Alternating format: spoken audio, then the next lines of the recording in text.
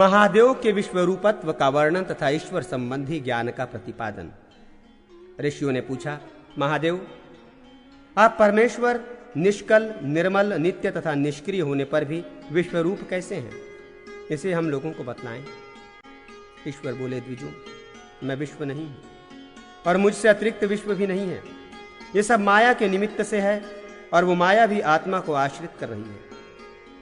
आदि और अंत से रहित शक्ति रूप माया अव्यक्त परमात्मा के आश्रित है।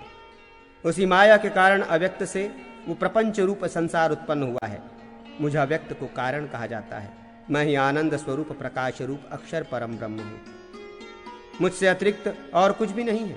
इसी कारण ब्रह्मवादियों ने मेरा विश्व रूप निश्चित किया है। एक रूप तथा भिन्न रूप के विषय में उस उदाहरण का वर्णन किया गया है। द्विजों, मैं कारण रहित सनातन परम ब्रह्म परमात्मा हूं, अतः मुझ में कोई दोष नहीं है। तात्पर्य है कि जगत में विषमता, क्रूरता आदि दोषों का असाधारण कारण मनुष्य कृत कर्म है, ईश्वर नहीं। ईश्वर तो सामान्य कारण है, अतः वो दोष रहित है। अव्यक्त में ही माया आदि अनंत ध्रुव शक्तियां प्रतिष्ठित हैं और वो अव्यक्त अकेले ही विशुद्ध शब्द तन्मात्रा रूप आकाश तत्व में स्थित रहते हुए सदा प्रकाशित रहता है। स्वभावतः वो अभिन्न अव्यक्त तत्व जिनके द्वारा अनेक रूपों में प्रतिभासित होता है, उसकी मूल एक परम शक्ति से आदि और अंतरहित मेरा ध्रुव सायुज्य प्राप्त होता है।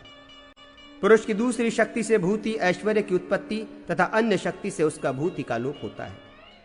आदि एवं मध्य रहित सर्वत्र विद्यमान पुरुष ही अविद्या से स्वेच्छा युक्त होता है। प्रभामंडल से मंडित वो परम व्यक्त अक्षर परम ज्योति रूप है और वो विष्णु का परम पद है। उसमें ही सारा जगत ओतप्रोत है।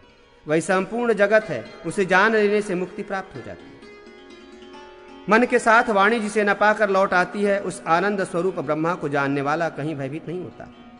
मैं इस तमोगुण से परे आदित्य के समान वर्ण वाले अर्थात प्रकाश युक्त महान पुरुष को जानता हूं। इसे जानकर विद्वान मुक्त हो जाता है और नित्य आनंद स्वरूप तथा ब्रह्ममय हो जाता है, जिससे परे और भिन्न कुछ भी नहीं है और जो द्युलोक में स्थित सभी ज्योतियों का एकमात्र प्रकाशक है। उसी को आत्मा मानने वाला विद्वान नित्य आनंद स्वरूप ब्रह्ममय हो जाता है। ब्रह्मनिष्ठ ब्राह्मण उसे अविनाशी, कलिल, गुणदेह, ब्रह्मानंद, अमृत तथा विश्वधाम कहते हैं और वहां पहुंचने पर फिर लौटना नहीं पड़ता।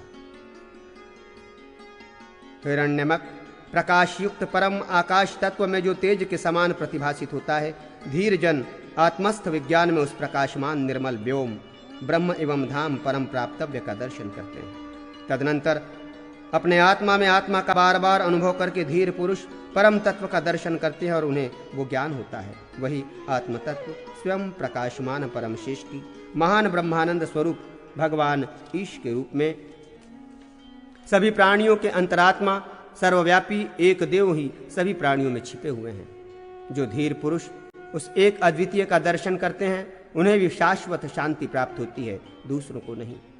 वे भगवान सभी ओर मुख, सिर तथा ग्रीवा वाले सभी प्राणियों के हृदय रूपी गुहा में स्थित एवं सर्वत्र व्याप्त रहने वाले हैं। उनसे भिन्न कुछ नहीं है। मुनि श्रेष्ठों, इस प्रकार ये आपको ईश्वर संबंधी ज्ञान बतलाया। यह विशेष रूप से गोपनीय है और योगियों के लिए भी दुर्लभ है।